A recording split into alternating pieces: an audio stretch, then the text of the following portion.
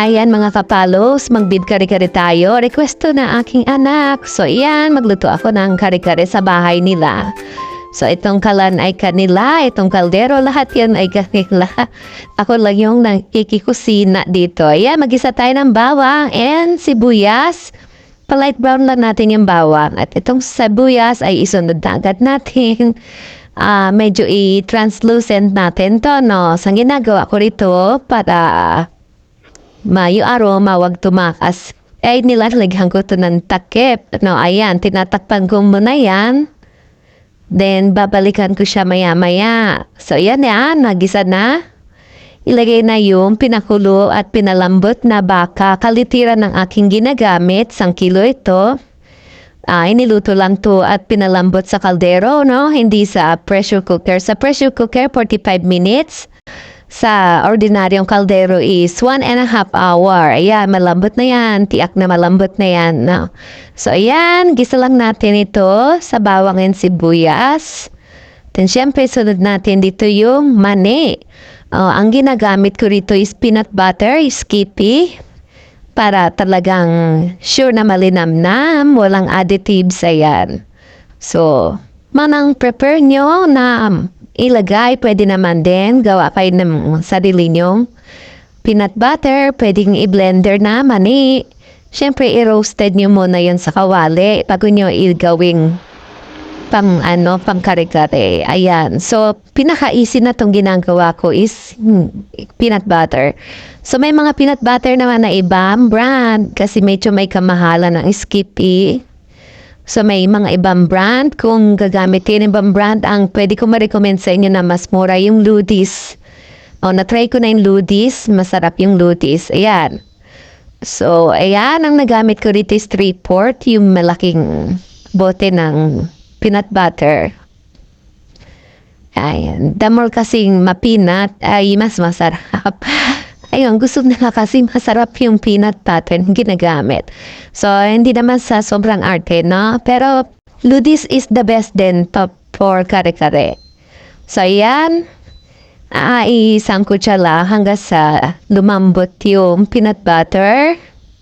Pag malambot na, idagdag natin itong pinaglagaan ng baka. Ayan, sabaw. Ilagay natin. Then, add pa natin to ng tubig kasi kulang pa yung sabaw nito. Ayan. So, nilagyan ko pa to ng 1.5 basong tubig para dumami. Ayan. Haluin lang para yung namumuong peanut is matunaw. Takpan natin at maggawa tayo ng slurry. Itong slurry is tubig at yung glutinous rice flour. Or yung malagkit, no, na bigas ng ginawang flour.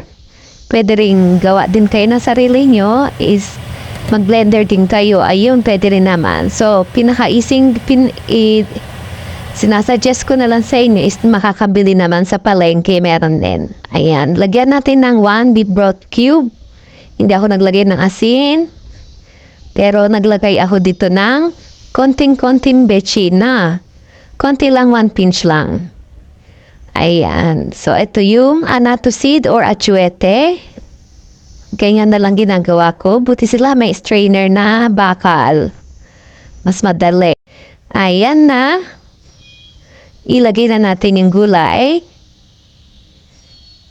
Ayan. Yung gulay is talong, sitaw, at yung puso ng saging. Ayan. Sa kare-kare, ayoko talagang walang puso ng saging. Gusto ko meron. Kaya, added dyan pampasarap. So, yan, ang lagay ko na.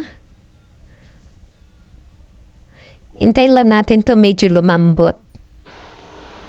So, pag malambot na to, nakulo lang natin to, haluin lang para wag maaning ilalim, masunog.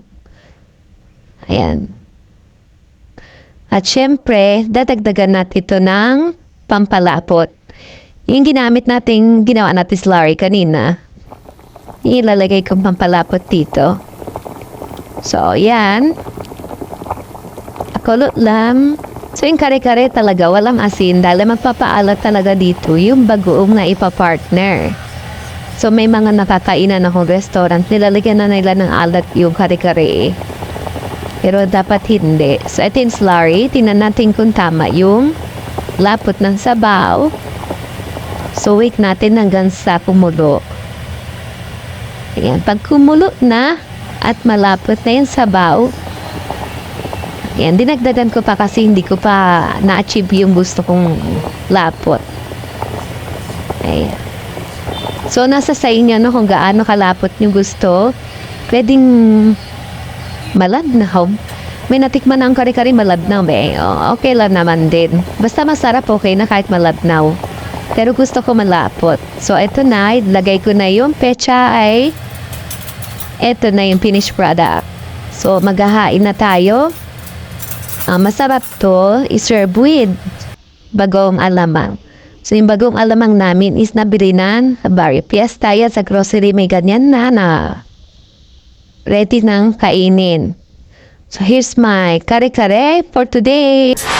Thanks for watching. Please subscribe to my channel for more updates. Love you all.